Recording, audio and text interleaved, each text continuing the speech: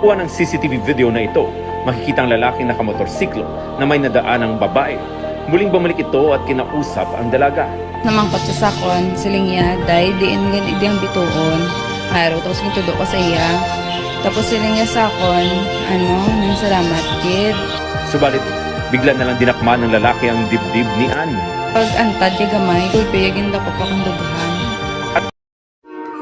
Babae, lalaki, ang mga bata, o kahit ang mga matatanda. It doesn't matter kung sino ka o sino sila. Kahit saan ay pwede kang mabiktima ng sexual harassment.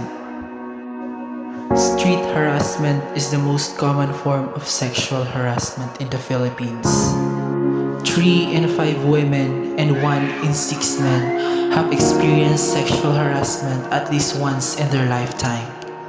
Sexual harassment is not only unacceptable, but it's also illegal.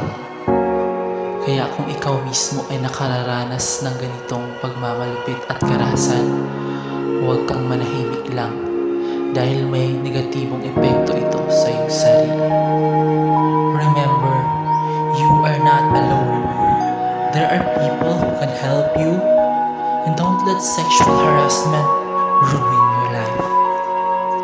No to sexual harassment. Don't be afraid.